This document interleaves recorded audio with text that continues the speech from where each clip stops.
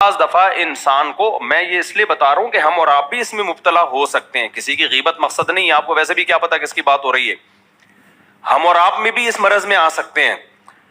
لوگ تعریف کرتے ہیں، دلیل ہمیں اپنے بارے میں، ہم وہ جو بزرگ سمجھ رہے تھے نا اپنے آپ کو میں بہت نیک ہوں، وہ کس دلیل کی بیس پہ سمجھ رہے تھے کہ میرے اتنے سارے مریدین ہیں، سب مجھ سے دم کرواتے ہیں، سب مجھے دعاؤں کا کہتے ہیں، سب میری جوتے اٹھا کے بغل میں رکھ کے گھوم رہے ہوتے ہیں، مجھے ننگے پاؤں کوئی نہیں جانے دیتا، اپنی چپلیں میرے آگے کر دیتے ہیں، اور مجھے فلاں بزرگ سے خلافت بھی ملی ہوئی ہے، فلاں بزرگ نے مجھ پہ اعتماد بھی کیا ہوا ہے، اور مجھے فلاں دن خواب آیا تھا، اس میں نبی صلی اللہ علیہ وسلم نے بڑی خوشخبری دی تھی، دھمکی دی تھی مجھے، اور ایک دن میں سویا تو مجھے خوشبو آنا شروع ہو گئی اچانک کمرے میں۔ اس قسم کے واقعات ہوتے ہیں لوگوں کے ساتھ۔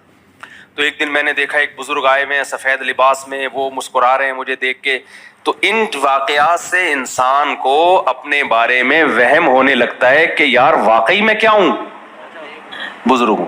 تو ایسے آدمی کا، اور پھر اس میں کوئی عیب نکالے گا کہ حضرت کبھی جماعت سے بھی نماز پڑھ لیا کریں، ٹھیک ہے نا حضرت، آپ اتنے دن یا کہیں سفر میں ہوں، کہیں گئے ہوئے ہوں تو سمجھ میں آتا ہے، آپ جو ہے، یا اگر کوئی عذر ہے تو بتا دیں، عذر کسی کے ساتھ بھی ہو سکتا ہے، بھائی میں اس لیے جماعت سے نماز نہیں پڑھتا، مجھے بیماری ہے، فلاں کچھ بھی ہے، تو ایک دم آپ کو غصہ کیوں آ جاتا ہے؟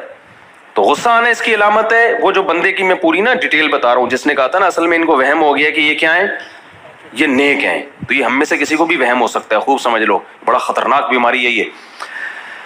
تو اس نے کہا کہ حضرت یہ غصہ، ان کا اصل میں غصے کے مریض نہیں ہے، یہ ان کو اپنے بارے میں وہم ہو گیا ہے کہ یہ کیا ہے، بہت نیک۔ تو جس دلیل کی بیس پہ یہ سمجھ رہے ہیں نا کہ میں نیک ہوں، اس دلیل کا رد کر دو۔ ان کو کوئی جا کے یہ بتا دے کہ لوگ جو آپ کے جوتے اٹھا رہے ہیں تو یہ اس کی دلیل نہیں ہے کہ آپ کیا ہیں، نیک ہیں۔ لوگ شف سرکار کے جتنے جوتے اٹھاتے ہیں نا، اتنے جوتے دنیا میں کسی کے نہیں اٹھائے گئے ہیں۔ لوگ آپ کو صبح شام ہدیہ دے رہے ہیں لا لا کے، اگر ہدیے کی بیس پہ کسی کو نیک سمجھنا ہے کہ اتنے لوگ لا کے ہدیے دے رہے ہیں، تو ایسی سرکاریں مارکیٹ میں موجود ہیں، ایسے جاہل پیر جو ایک وقت کی بھی نماز نہیں پڑھتے، جن کو ہدیے کروڑوں اربوں کی شکل میں ملتے ہیں، دمبے ملتے ہیں، بکرے ملتے ہیں، اور پتہ نہیں کیا کیا۔ اگر آپ یہ سمجھ رہے ہیں کہ لوگ مجھ سے جناب میرے سامنے ایسے جھک کے بیٹھتے ہیں، میرے ہاتھ پاؤں چومتے ہیں، تو پنڈتوں کے ہاتھ پاؤں بھی چومے جاتے ہیں۔ کتنے پنڈت ایسے ہیں جن کے لوگ آتے ہیں تو ہاتھ چومتے ہیں، ان کے سجدے کرتے ہیں۔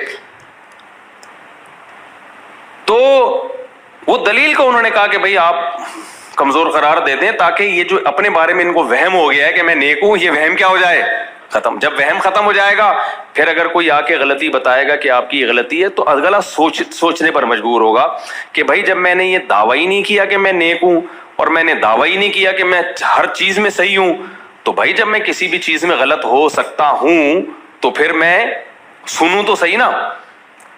دیکھو اور آسان مثال سے بات سمجھاتا ہوں۔ ہمارے ایک جاننے والے، ان کے پیٹ کا کوئی مسئلہ تھا یا کیا مسئلہ تھا، ڈاکٹر کے پاس گئے، تو وہ ہوتا ہے نا، وہ جو مشین میں نہیں ڈالتے، ڈیزن کر کے ایک بڑی سی مشین میں ڈالتے ہیں یار، ایم آر آئی، وہ جیسے لگتا ہے قبر میں جا رہا ہے بندہ، ہاں سٹی اسکینز۔ ان کا سٹی اسکین ہوا۔ بعض دفعہ سٹی اسکین میں ہوتا ہی ہے کہ ڈاکٹر جو بیماری دیکھنا چاہ رہے ہوتے ہیں وہ تو ٹھیک نکلی ہوتی ہے، کچھ اور نکل آتا ہے، صحیح ہے نا؟ کیا نکل آتا ہے؟ کچھ اور۔ ایک اور رشتہ دار کا میں بتا رہا تھا، انہوں نے جب وہ ایم آر آئی کروایا نا، سی ٹی اسکین کروایا، تو ڈاکٹروں نے کہا کہ بھائی میدا ویدا تو سب سیٹ ہے، آپ کے تو گردے میں ایک وہ بن رہی ہے، رسولی بن رہی ہے، گٹھلی بن رہی ہے۔ حالانکہ ان کو کڈنی کا پین کبھی بھی نہیں ہوا، کوئی پیشاب میں پرابلم نہیں، کچھ بھی نہیں، فٹ فاٹ بالکل۔ تو اس کا ٹیسٹ کروائیں، ٹیسٹ کروایا تو وہ کینسر نکلا۔ ڈاکٹر نے کہا آپ بہت خوش قسمت ہو جو ابتدائی مرحلے میں یہ ٹریس ہو گیا ہے۔ تو آپریٹ ہوا، وہ جو ہوتا ہے کیمو تھراپی، اور ایک اور تھراپی ہوتی ہے، کیا کہتے ہیں اس کو، ریڈیو تھراپی، کیمو تھراپی وغیرہ ہو کے الحمدللہ آج فٹ فاٹ گھوم رہے ہیں وہ، ٹھیک ہے نا۔ وہ انہوں نے کاٹ دی، بہت معمولی سی تھی۔ تو بڑے خوش، جب بھی میں ان سے ملتا ہوں نا ہمارے ریلیٹیو میں، کہتا ہوں بھائی اللہ نے آپ کو زندگی دی. کہہ رہے ہیں یار دیکھو نہ کوئی پین تھا، کچھ بھی نہیں تھا، اگر یہ پالتے رہتے ہم تو پھر ایک وقت میں جا کے تھوڑی پھر علاج ہوتا ہے، اور پھر ان کی ایج بھی زیادہ ہے، اس عمر میں تو یہ کیموتھراپی وغیرہ ویسے ہی آدمی کو مار دیتی ہے. اب مجھے ایک بات بتاؤ، ڈاکٹر نے جب ان کو کہا کہ آپ کے گردے میں ایک تھوڑی سی رسولی ہے، کچھ کینسر کا خطرہ ہے، آپ ٹیسٹ کروائیں، وہ کہتے ہیں نہیں میں بالکل کیا ہوں، ٹھیک. کیونکہ ٹھیک آدمی کی علامت یہ ہے کہ دوڑ سکتا ہے، میں دوڑ سکتا ہوں. ٹھیک آدمی کی علامت یہ جو کھائے اس کو ہضم ہوگا، میں جو کھاتا ہوں مجھے ہضم ہوتا ہے. ٹھیک آدمی کی علامت یہ ہے کہ بھائی جو ہے میں صحیح سن سکتا ہوں، میں صحیح دیکھ سکتا ہوں، وہ جاب بھی کرتے ہیں، میں جاتا ہوں شام کو واپس آتا ہوں، ٹائم پہ مجھے نیند آتی ہے، ٹائم پہ میری آنکھ کھلتی ہے، صحیح پراپر پیاس لگتی ہے، صحیح پراپر بھوک لگتی ہے، تو میں کوئی میڈیسن بھی نہیں لے رہا. تو ٹھیک انسان کی ساری علامتیں چونکہ مجھ میں پائی جاتی ہیں، اس کا مطلب میں کیا ہوں، ٹھیک، لہذا میں یہ ٹیسٹ نہیں کراؤں. تو ایسے موقع پہ کوئی عقل مند کیا کہتا کہ جناب ٹھیک انسان کی جو علامتیں آپ نے بتائی ہیں یہ صرف ظاہری علامتیں ہیں، یہ ٹھیک ہونے کی دلیل نہیں ہے، یہ دلیل نہیں ہے ٹھیک ہونے کی. جس کو آپ دلیل سمجھ رہے ہو، آپ یہ سمجھ رہے ہو کہ جو بھاگ رہا ہے، دوڑ رہا ہے، سو رہا ہے، جاگ رہا ہے یہ ٹھیک ہے. نہ بعض بیماریاں اندر ہی اندر جنم لے رہی ہوتی ہیں، انسان کو اس کا پتہ نہیں ہوتا. تو یہ دلیل ہی غلط ہے اور واقعی غلط ہے. کینسر بعض دفعہ ایسے اندر پیدا ہو رہا ہے تو آپ فٹ فاٹ گھوم رہے ہیں، آپ کو پتا آخری اسٹیج میں جا کے پتا چلتا ہے کہ بھائی یہ تو انا للہ ہونے والا ہے آپ کا. اب آپ ڈر نہ جائیں کہ آپ سب کے گردوں میں بھی کہیں رسولی نہ ہو. جب اللہ مارنے پر آئے گا میرے بھائی پھر کس کس چیزوں کے ٹیسٹ کرواؤ گے آپ؟ ایک کینسر کے اسپیشلسٹ ہیں، میں نے ان سے کہا کہ ڈاکٹر صاحب باڈی میں کینسر کا پتہ شروع میں ہی چل سکتا ہے. انہوں نے کہا چند کینسر ایسے ہیں جن کا شروع میں پتہ چل سکتا ہے، جیسے میدے کا جو بڑی آنت کا کینسر ہے نا، وہ ٹیسٹ سے شروع میں ہی پتہ چل جائے گا. تو احتیاطاً 50 سال کے بعد وہ کروا لینا چاہیے ہر ایک کو. باہر دنیا میں تو لازمی کرواتے ہیں. گوروں میں جس کی ایج بھی 50 سال کی ہوتی ہے نا وہ لازمی بڑی آنت کا کینسر کرواتے ہیں، کیونکہ بڑی آنت کا کینسر 50 سال کے بعد اس کے چانسز بہت زیادہ بڑھ جاتے ہیں. تو شروع میں ہی وہ ٹریس ہو جاتا ہے، پتہ چل جاتا ہے. لیکن کینسر کی تمام قسمیں ایسی نہیں ہیں. ہمارے ایک ریلیٹیو نے ڈاکٹر کے مشورے پر کروایا 50 سال کے بعد تو نکل آیا، علاج ہو گیا، بچ گئے الحمدللہ، ٹھیک ہے نا. تو یہ 50 سال کے بعد ڈاکٹر کہتے ہیں کہ ہر ایک کو بڑی آنت کا یہ قبض سے ہوتا ہے زیادہ تر.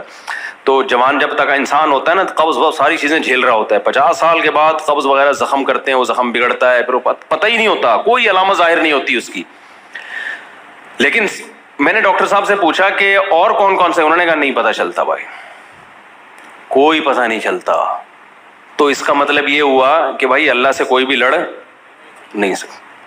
میں نے کہا گردے کا فلانا کا، انہوں نے کہا بھائی کس کس کا کروائے گا اتنی قسموں کے کینسر ہیں، تو یہ تھوڑی کہ سارے ٹیسٹ ہی کرواتا رہے گا بیٹھ کے اور پھر آج کلیئر آیا، ہو سکتا ہے کل ہو جائے، ہو سکتا ہے پرسوں ہو جائے. تو انہوں نے کہا جن چیزوں کا یقینی پتہ چل سکتا ہے وہ بڑی آنت کا کینسر ہے، اس کے علاوہ نہیں پتہ چل سکتا. اس میں اللہ پہ توکل ہی ہے بس. اپنی عام صحت آدمی ٹھیک رکھنے کی کوشش کرے تو چانسز کم ہو جاتے ہیں، رہتے ہیں، ختم نہیں ہوتے. تو خیر اب مجھے ایک بات بتاؤ، اگر وہ یہ مانتے ہی نہیں، وہ کسی قیمت پہ یہ قبول ہی نہیں کرتے کہ بھائی میں بیمار ہو ہی نہیں سکتا، تو علاج ہوتا ان کا. تو انسان کے اندر جو سب سے بڑا ٹیکنیکل فالٹ ہے نا وہ یہ مانتا ہی نہیں ہے کہ میں غلط ہو سکتا ہوں. سارے مسئلے یہاں سے کھڑے ہوتے ہیں. سیاسی لوگوں میں بھی اپنے سیاسی لیڈر کو غلط مان نہیں سکتے، اس کی کسی غلطی کو غلطی نہیں مان سکتے. جب آپ نے فرض کر لیا کہ میں بھی ٹھیک ہوں، میرا سیاسی لیڈر بھی ٹھیک ہے، فلاں بھی ٹھیک ہے، فلاں بھی ٹھیک ہے، تو بھائی پھر تو جب آپ اس کے اگینسٹ سنیں گے تو آپ کے منہ سے جھاگ نکلے گا، آپ کو غصہ آئے گا، آپ کی آنکھوں میں سرخی پیدا ہوگی. تو یہ ٹیکنیکل فالٹ ہے کہ آپ نے غیر دلیل کو دلیل سمجھنا شروع کر دیا. سمجھتے ہو کہ نہیں سمجھتے ہو؟ تو ہم بھی یہی کرتے ہیں، ہماری کوئی تعریفیں کر دیتا ہے آ کے، لوگ اچھا کہنا شروع کر دیتے ہیں تو ہم اس وہم میں مبتلا ہو جاتے ہیں کہ ہم باقی کیا ہیں، اچھے ہیں. ہمارے حضرت اس پہ ایک زبردست واقعہ سنایا کرتے تھے کہ ایک آدمی جو تھا گاؤں میں کہیں ملازمت کے لیے دوسرے گاؤں گیا ہوا تھا، تو کسی نے اس کو آ کے بتایا کہ تیری بیوی بیوہ ہو گئی ہے اور تو یہاں بیٹھا ہوا ہے.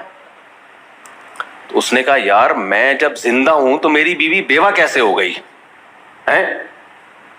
اگنور کر دیا اس کی بات کو، وہ چلا گیا. دوسرا بندہ آیا، کہنے لگا یار تو یہاں مصروف ہے کام کاج میں اور تیری بیوی کیا ہو گئی ہے؟ بیوہ ہو گئی ہے، گھر میں رونا دھونا چل رہا ہے.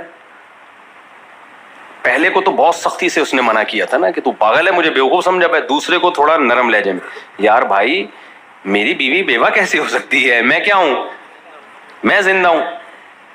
تیسرا بندہ آیا، ابے تو یہاں کام کاج میں مشغول ہے، تیری بیوی بیوہ ہو گئی ہے، اس نے رونا دھونا لگایا ہوا ہے، پورا محلہ گھر میں جمع ہوا ہے، تمبو لگا ہوا ہے.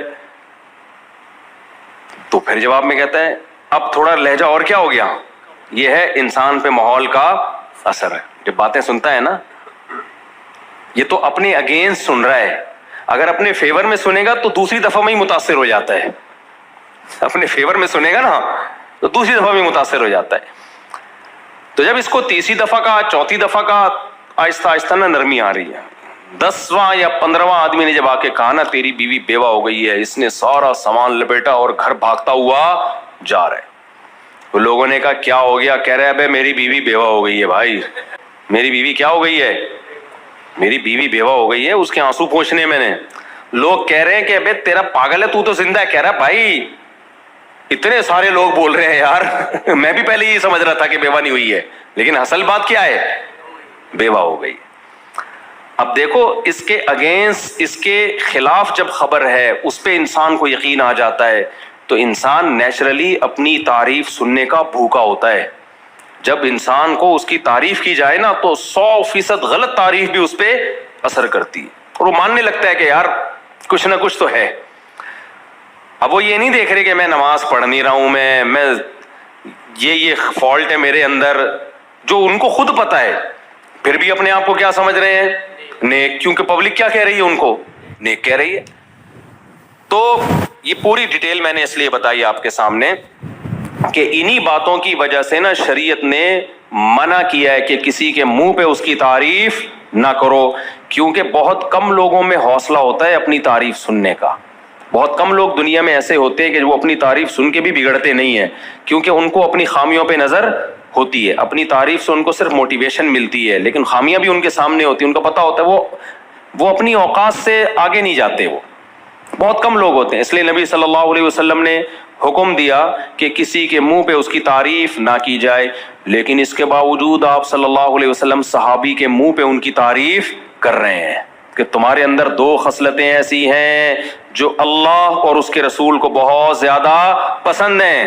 کیوں کر رہے ہیں بھائی؟ بعض چیزیں ایسی ہوتی ہیں کہ انسان تعریف کیے بغیر رہتا نہیں ہے، عام اصولوں سے ہٹ جاتا ہے. یار یہ تو خاندانی ہو گیا بھائی. اس میں سامنے والے کو موٹیویشن بھی چاہیے ہوتی ہے، اس کے بگڑنے کا اندیشہ نہیں ہوتا، بلکہ جب آپ اس کے منہ پہ اس کی تعریف کرتے ہیں اس کو حوصلہ ملتا ہے.